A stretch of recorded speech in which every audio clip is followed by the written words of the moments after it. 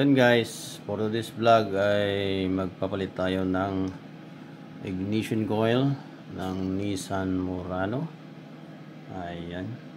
So ang bali ang papalitan natin ay ang tatlo sa ating coil sa labas, sa may harap guys.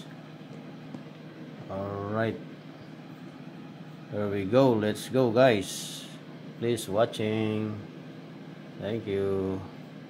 So ang gamit natin ay impact drill. So meron tayong nilagay dito na extension saka 10 mm socket. Yan, 1/4 lang guys yan. Tapos meron tayong 10 mm and 8 mm. Yan, ang gamit natin ay 10 yan na nagra-ratchet na box wrench. At meron din tayo Allen wrench. So yan ang gagamitin natin pantanggal sa engine cover. Alright, ito. Alright, here we go. Let's go guys. Yan lang ang ating gagamitin na tools. Let's go. Alright, ang una nating tatanggalin ay ang ating battery. So tatanggalin natin ang negative battery terminal. Ito, yung battery terminal natin, positive at saka negative. So ang tatanggalin lang natin ay yung negative guys, bago natin tanggalin yung ignition coil. So unang gagawin natin ay tanggalin natin itong outer airbox. Ito, yung ano yan, papasokan ng hangin papuntang intake. Here we go. And then yung engine cover. Yan. Tapos saka natin tanggalin yung ignition coil. Let's go guys. Alright, so una natin tatanggalin ay una bago ang battery. So 10 mm. Meron itong dalawang bolt dito sa gilid mga idol. Ayan. Ito 10. Tapos tanggalin natin ito. Ayan. Here we go mga idol. Next natin tanggalin ay yung cover, bag cover. So, meron tayong Allen 964 9x64. Ayan. So ang nilagay ko kasi dito sa bag cover bolt niya ay Allen. So Allen wrench na yung nilagay ko dito. Dati 10 ang millimeter ang head nito. Galitan ko ng Allen wrench.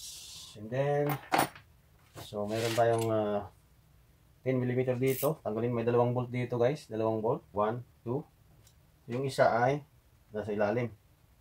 So hindi basta-basta ilagay itong impact or ratchet na yung socket na no.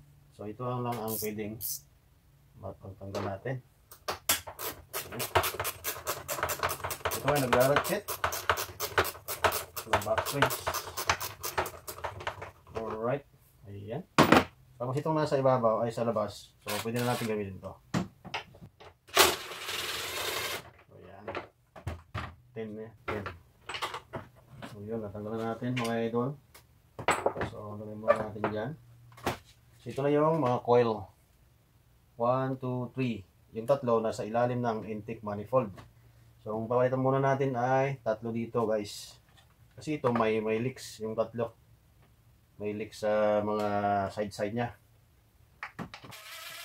Ayan. Ano lang naman to guys, maluwag lang. Ayan. Here we go. Ayan. Bunutin lang natin. So tanggalin muna natin yung mga bolts guys, yung mga hulog. Tapos ito mayroon siyang yung auto sensor dito. At yung isang coil ay magkarugtong. Ayan o. Hindi mo siya mabubunot yung ignition coil. Ayan. So ito yung ignition coil na isa. So nakakonect siya dito. Ayan. So yung dalawa ay mahaba ang wiring. So ito ay maiksi. So pag binunot mo siya, pwedeng maputol o mabali yung mga wire niya, connection. So gawin natin ay ano natin. So wala tayong long nose sa loob. Tanggalin ko lang itong lock. May lock kasi ito guys eh. Tulak mo lang. Tulak ng bibig. Kabig ng dibdib. Sabi guys. Yan. Tanggal natin itong. Tanggal natin.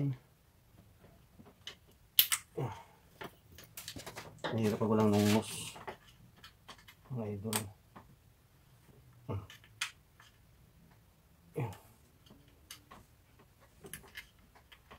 Nalagay na siya. Yun o, tanggal. May clip siya kasi o yan o. Push mo lang. So bali, palitan na natin. Ito. Tanggalin na natin yung sakit. Pinutin nyo lang dito. Tugutin nyo guys. Ayan. So, isa natin tanggalin. Dito kasi guys may mga naglilik siya. May nag-spark dito sa side. Ito. So, tingnan natin yung bago.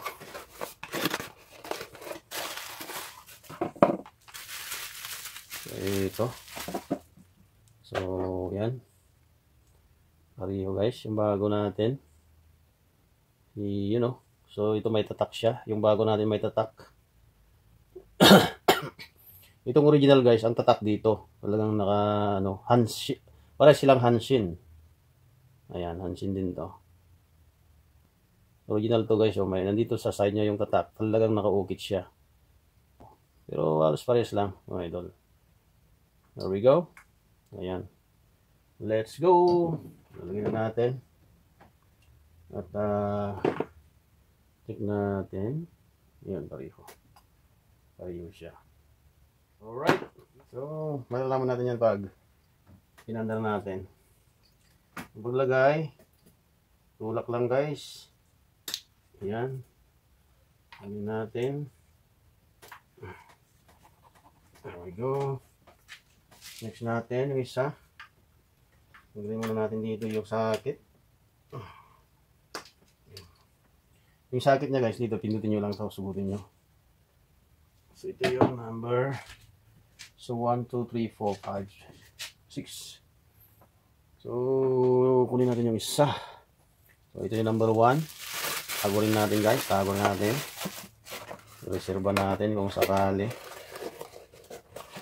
Number 1. Ito naman yung number po natin. Alright. There we go. Lagyan na natin muna bago natin lagay yung bigas din natin. Tapos salpak natin. Tulak mo lang. Tapos push nyo lang guys. There we go. Isa. Ayan. So number 2 natin ay lagay natin to. Ito kasi may medyo luma na siya. Pero maganda pa rin. Kaya lang may spark siya. Tingnan natin kung pareho sila na kung walang nag-spark yung bago. There we go. So kunin natin yung pangatlo.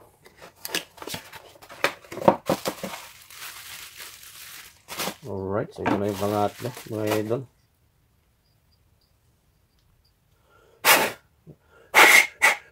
Yan natin. May ano siya. There we go. Alright. Sana magandang sunog. Mga idol. Yeah.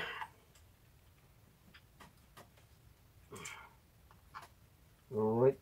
Siguraduhin lang na nakasalpak siya maigi mga idol. Tapos kaya na ibalik natin yung ano nito. Yung sa may auto sensor, may lock. Balik natin yung mga bolt mga idol. So yung bolt niya ay 10mm.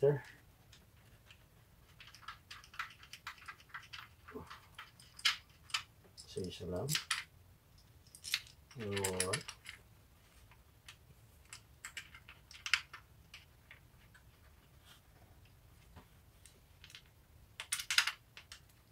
There we go. So, gamitan na natin nito.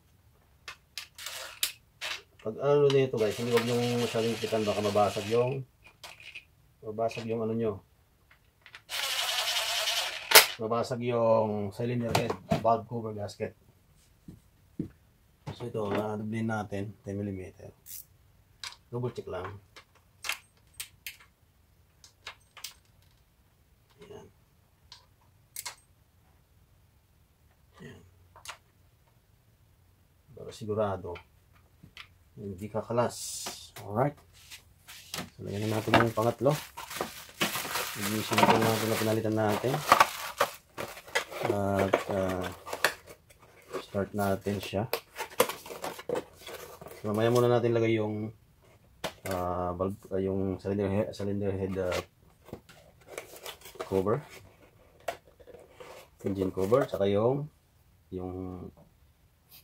air duct nito.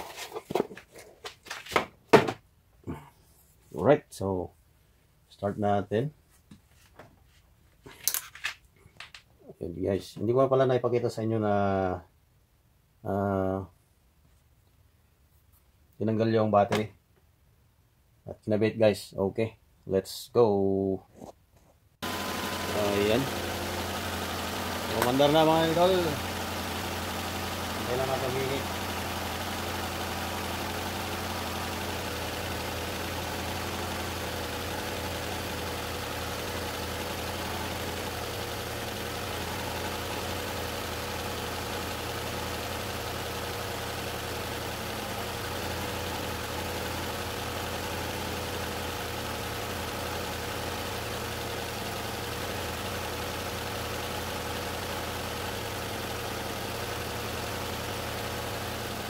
Ito yung mapasokan ng hangin sa box.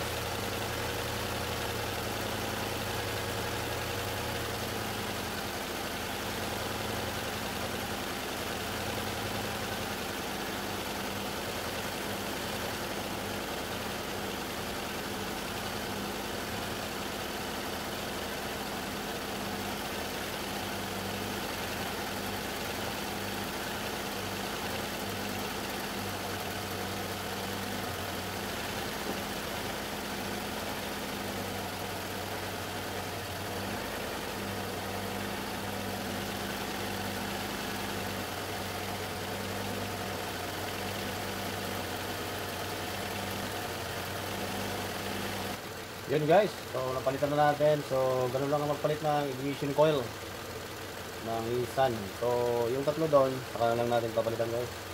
So tatlo muna. Alright, yun lang guys mga idol. Maraming salamat sa inyong panonood. Don't forget to like and share and subscribe and click the notification bell button para lagi kayong updated sa aking mga bagong video. Maraming salamat guys. Bye bye.